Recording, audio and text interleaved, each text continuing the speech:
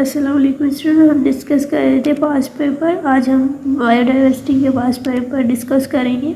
उसमें first question है कि रशियन बायोलॉजिस्ट कौन था जिसने ये डेमोन्स्ट्रेट किया था कि जो वायरस है वो ट्रांसमिट करता है डिजीज़ इन्फेक्टेड ऑर्गेनिज्म से हेल्दी ऑर्गेनिज्म में। तो बेसिकली मैंने उसका इन्हें किया था, तो इसका करेक्ट ऑप्शन बी है। उसके बाद क्वेश्चन नंबर सेकेंड है कि the nucleic acid of nearly all bacteriophages. Basically जो बैक्टीरियोफेज का वायरस बैक्टीरियोफेज एक वायरस है, राइट। तो उसमें जो न्यूक्लिक एसिड होता है वो डीएनए होता है, तो उसका करेक्ट ऑप्शन सी है।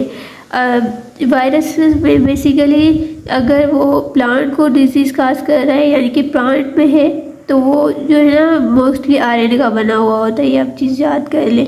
अगर वो एनिमल में है तो वो डीएनए और आरएनए दोनों का किसी में से भी बना हुआ हो सकता है। अगर वो बैक्टीरियोफेज में है तो वो सिर्फ डीएनए का बना हो सकता है। तो यहाँ पे बैक्टीरियोफेज का पूछ रहे हैं, तो सी इज करेक्ट कि वो जो है ना वो डीएनए का बना होता है। उसके बाद थर्ड है the protein code of virus is known as. Protein code of virus को हम कैप्सिड करते हैं, तो इसका करेक्ट ऑप्शन डी है, कैप्सिड, जिसमें जेनेटिक मटेरियल इनक्लोज होता है। उसके बाद क्वेश्चन नंबर 4 है virus is consider as a parasite. हम वायरस को क्यों कंसीडर करते हैं कि वो पैरासाइट है? कि वो क्योंकि वो हार्म करता है होस्ट को, राइट, क्योंकि वो किल करता है, ये भी सही है।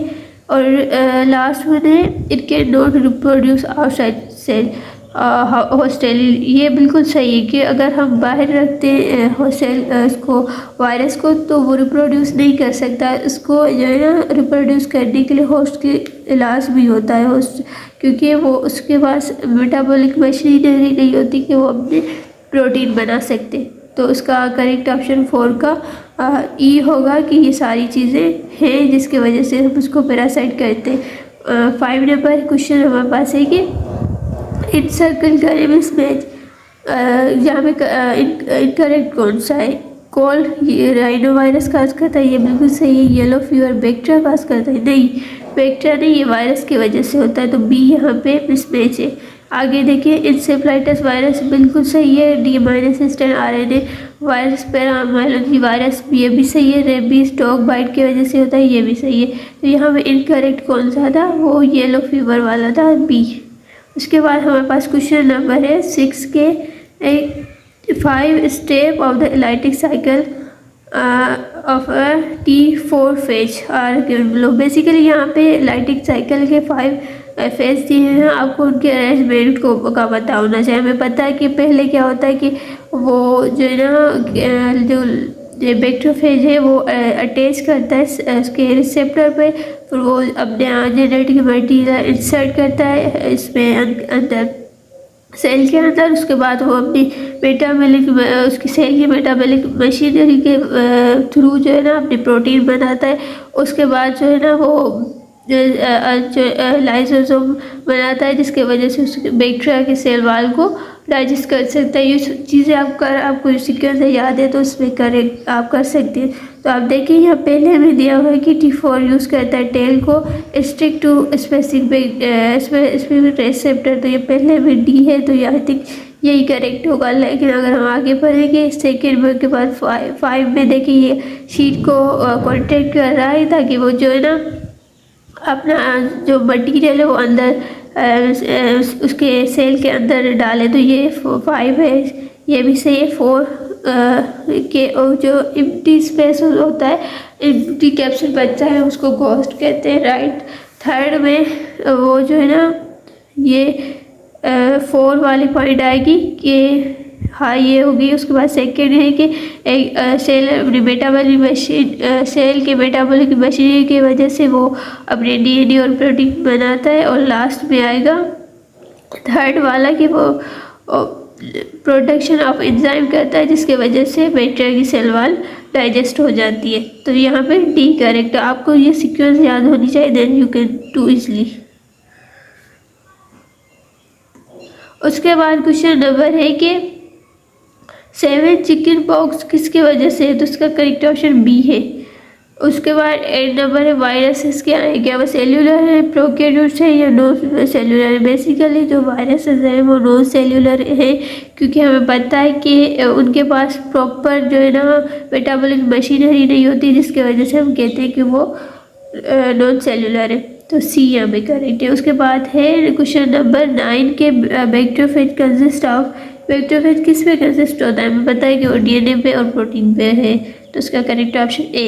10 नंबर क्वेश्चन है all of the following are symptom of hepatitis except defect immunity, ये नहीं है, ये बेसिकली एड्स का है। उसके बाद इनलार्जमेंट ऑफ लिवर, ये बिल्कुल सही है। फीवर एंड फटीग, ये भी सही है। जॉइंटिस, ये भी सही है। तो यहाँ पे इनकरेक्ट कौन सा है, वो है ए। तो ये इसका ऑप्शन ए है। इसके बाद है कि the TMV first appear on the leave of तंबाकू plant and was characterised by, basically आपसे पूछते हैं कि TMV तंबाकू मोज़ेक वायरस के अटैचमेंट के बाद यानी अटैक के बाद जो तंबाकू प्लांट है उसके लीव्स का उसकी कैरेक्टरिस्टिक क्या है कि वो क्या करता है उनके साथ। उसके बेसिकली इसका करेक्ट ऑप्शन ए है कि वो रिंकलिंग हो जाती है लीव्स की, ये इसका करेक्टरिस्टिक है कि वो ये कर देता है उसके लीव के साथ। उसके बाद हमारे कुछ है क्वेश्चन नंबर कि आल वायरसेस 12 है, all viruses are carry DNA RNA और like protein they can not produce outside the cell. Basically आपसे ये इसमें पूछ रहे हैं कि क्वेश्चन नंबर 1 सेकेंड, ये पूछ रहे हैं कि कौन सी एक करेक्टरिस्टिक है जो सारे वायरस के साथ मैच होती है। देखिए यहाँ पे करेक्ट ऑप्शन डी है, can not produce outside cell. क्यों? क्योंकि अगर हम ए करें कि DNA, सारे वायरस के पास DNA नहीं होता, या सारे वायरस के पास RNA नहीं होता, या सारे वायरस लेक नहीं करते प्रोटीन, लेकिन सारे वायरस जो है ना वो रिप्रोड्यूस आउटसाइड द सेल नहीं करेंगे, can not reproduce outside the cell. उनको रिप्रोड्यूस करने के लिए होस्ट लाजमी है, ये एक वायरस की बेसिकली आप कहेंगे नीड है, लेकिन ये वाली ABC नहीं हो सकता, डी ऑल वायरसेस के लिए करेक्ट है, राइट। उसके बाद है हमारे पास question number 13, which of the following is not a viral disease. AIDS viral है, मलेरिया बेसिकली वायरस नहीं है, ये जो है ना एक प्रोटोजोआ प्लाज्मोडियम की वजह से होती है, तो ये नहीं है। इन्फ्लुएंजा वायरल डिजीज है, चिकन पॉक्स भी है, रेबीज भी है, लेकिन मलेरिया नहीं है। 14 नंबर है, which of the following is not a mode of transmission of AIDS. क्यों, कौन सी चीज़ है जिसकी वजह से ट्रांसमिट नहीं होती है? थ्रू अनेस्थेटाइज्ड नीडल्स, इसके वजह से हो सकती है। थ्रू कॉन्टेक्ट और प्रमाण, ये बिल्कुल सही है, इसके वजह से भी हो सकती है। ब्लड ट्रांसफ्यूजन की वजह से भी हो सकती है, लेकिन होल्डिंग हैंड्स की वजह से नहीं हो सकती। अगर आप किसी के साथ हैंड शेक करें तो उसकी वजह से आप में एड्स नहीं ट्रांसमिट होगी, तो यहाँ पे डी करेक्ट होगा। उसके बाद क्वेश्चन नंबर है हमारे पास 1 सेकेंड, क्वेश्चन नंबर 10 है कि ऑल ऑफ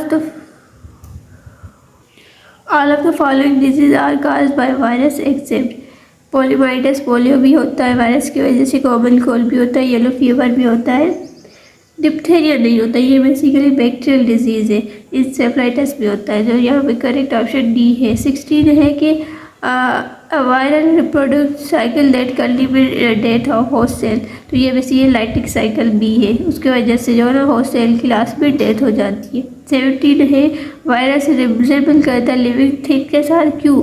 क्योंकि वो सर्कुलेट करता है, मूव करता है, या रिप्रोड्यूस करता है, या क्रिस्टलाइन है, या able to response to stimuli in the environment, basically वो रिप्रोड्यूस कर सकता है, इसकी वजह से हम कहते हैं इसका करेक्ट ऑप्शन बेसिकली सी है, वो रिप्रोड्यूस कर सकता है, इसकी वजह से हम कहते हैं कि वो लिविंग सेल के साथ रिजेबल करता है। 18 नंबर हमारे पास क्वेश्चन है कि पेशेंट सफरिंग डिजीज है द सिम्टम, इसके बाद एब्डोमिनल पेन है, जॉइंटस है, लिवर इलाजमेंट है, फटीग, किस चीज़ के सिम्टम्स है? ये बेसिकली हेपेटाइटिस के, कि हेपेटाइटिस होगा तो ये सारी सिम्टम्स होगी, तो यहाँ पे सी करेक्ट है। उसके बाद 19 है genome of virus is composed of virus, यह इसमें सवाल में कंट्रोवर्सी भी थी कि कह रहे थे कि स्टूडेंट ये गलत है, क्योंकि बेसिकली आप देखें वायरस या तो डीएनए का बना होता है या तो आरएनए का। सी में ये दिया है बोथ ए एंड बी, तो ये अगर ये ऐसे होता ए और बी तो ज़्यादा करेक्ट होगा। तो लास्ट में ये कैंसिल कर दिया था स्टूडेंट की वजह से कि उन्होंने कहा था ये गलत है। तो इसका अगर आपके पास अगर ऐसा कोई क्वेश्चन आया तो आप मोस्टली का सी करें, क्योंकि उन्होंने भी सी करेक्ट किया था की में। क्योंकि आप देखें ना, ये आपसे बेसिकली जनरल पूछ रहे हैं कि जीनोम क्या हो सकता है वायरस का, वो ए भी हो सकता है और बी भी हो सकता है। तो यहाँ पे सी एज ए BCQs यहाँ पे आपसे पूछ रहे हैं तो सी करेक्ट हो सकता है। ज़्यादा जो है ना वो चांसेस है कि सी को आप प्रेफर करें। ऐसा अगर कोई क्वेश्चन है जिसमें आपको कन्फ्यूजन है कि क्वेश्चन गलत है, तो आप पॉसिबिलिटीज़ देखें कि कौन सा ज़्यादा करेक्ट हो सकता है, तो वो आप टिक करें। तो यहाँ पे ज़्यादा पॉसिबिलिटी सी की है, तो आप सी को टिक कर दें, राइट। तो यहाँ तक हमने पास्ट पेपर कर लिए। आप देखिए की में भी यही है। अगर मैं आपको कीज दिखाती हूँ 19 का यहाँ पे सी है, इन्होंने सी को करेक्ट किया था। तो हमने डिस्कस कर लिया बायोडाइवर्सिटी के पास्ट पेपर। इंशाल्लाह नेक्स्ट लेक्चर में दूसरे चैप्टर के करेंगे।